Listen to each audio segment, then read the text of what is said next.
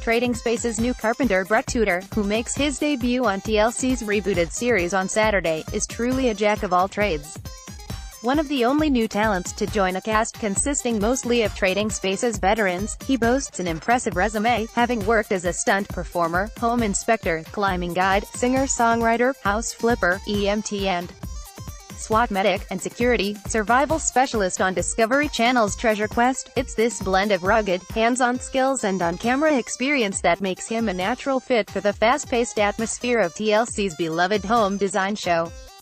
Tudor says joining the cast, many of whom have known each other for a decade or more, was like joining a highly dysfunctional family.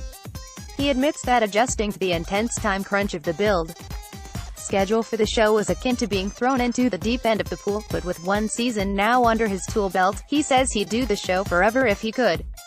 You caught up with Tudor ahead of his Trading Spaces debut to nail down what it's like combining his carpentry skills and on-camera experience. Find out which member of the original cast was hardest to work with, and assess whether he's already tired of people using his name to make Tudor house design puns.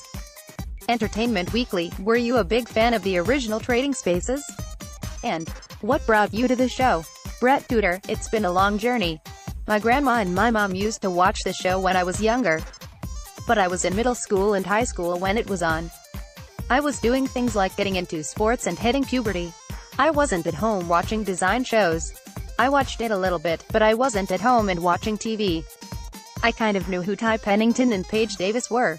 I was traveling across the country in my air trailer, and the showrunner for Trading Spaces was following me on my road trip on Instagram and saw that I was in LA. And set up a meeting. Then a couple of weeks later, I was building stuff for Ty Pennington. It was real quick. This reboot is bringing back fan favorites from the original cast and a few new faces. What has mixing those two groups been like, and did they ease you into it? It was like getting adopted into a highly dysfunctional family. Everybody is so sweet, down to earth, and hardworking, but it took me a minute, being the new guy. They had been doing it for a decade, so they knew the drill. They knew how it worked. When you're starting out, you're still learning what tools you have and generally what these designers are going to be asking of the carpenters to build. One designer may be really easy with a light carpentry load for me, but then Ty Pennington gave me about 3 weeks worth of carpentry projects to do in 2 days. We called it Hazing Spaces. He kind of was like, hey buddy, congratulations, let's see what you got. Welcome to the show, and you don't always get to sleep, so here you go. I think he was kind of making me earn it at first. The previous carpenters on this show, Ty Pennington and Carter Oosterhuis, have gone on to become household names. Was stepping into their shoes intimidating? Did they give you any advice? It was terrifying.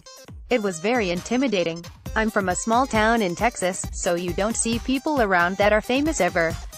All of a sudden being around Carter and Ty, for me, being a carpenter, those guys are my heroes. It was crazy. I used to watch Carter's show, and I watched Extreme Makeover Home Edition when I was younger, so I was super nervous. But they could not have been cooler. I was scared to meet Carter, and then within an hour, I'm sitting down with Carter and he's helping me. He has a non-profit, and I have a non-profit as well, and he was kind of giving me some advice on how to run it and things that he had learned. He couldn't have been sweeter to me. Those are big shoes to fill. It's strange because they put in a decade of hard work, and I'm getting to come in on the shoulders of giants, so I got really lucky. You've done on-camera work, and then you've worked as a carpenter and home inspector. What is it like merging those two skill sets? More challenging than expected? It's a lot harder than I thought. Trading Spaces carpentry is unlike any other carpentry that I've ever even heard of. Doing a renovation is one thing, or doing cabinet making is another thing, or furniture making is another thing, or framing. With Trading Spaces, it's all of those things at the exact same time. You never know what you're going to get until the day of. You have no money hardly at all to do the things, and you have 2 days to do it all in. You're not doing it in some woodworking shop, you're doing it in a driveway, whatever the weather is outside. So you're trying to get things done, and you're always behind schedule, and you never have enough money, and you can't ever find the right tools in the truck. You try so hard, and you want to do a great job. It's crazy, it's absolute mayhem as far as carpentry goes. It's a lot of fun too, but you really try hard to build quality stuff and do that with such a short amount of time and a small budget, and then having cameras run up in your face making you nervous. What do you love about carpentry? Do you feel you get to convey that on the show? I do. I didn't go to college. I've always liked working with my hands. I like to create. I do music and I write and I like to be creative, so it kind of gives me a chance to create, and usually, there's quite a bit of flexibility with what type of furniture they build. They may want a cabinet, but I can design it, or they want a bed frame, but I can build it the way I want it, so I get to incorporate that creative aspect, which is a blessing for any job. The other thing is I like doing things that are tangible, where I can see a finished product. It's really the ultimate for that because you get to see a finished product in 2 days. It's a crazy 2 days, but by the end of 48 hours, you get to see a whole room transformed. And you get to see a homeowner's reaction to the whole thing. Trey Patton, TLC. Obviously, your experiences in those fields probably gave you a good baseline here, but you have so many other skills and interests, from your time in the military to working as a stuntman to being a musician. Have those helped you find your footing on the show? And can we expect to find them come into play in any of the episodes? With my nonprofit, Off the Grid International, we build water systems and sanitation systems alongside the Peace Corps in remote villages that are in need. We don't have a hardware store or a big budget, or a lot of time. So you've got to be creative, and you've got to improvise. One time, we built a birthing house for these women to come from these villages to give birth at, and they needed a place to put the newborn babies. We didn't have a bathtub or a sink, so we used a wheelbarrow, and we hooked up a drain and a water system into this wheelbarrow.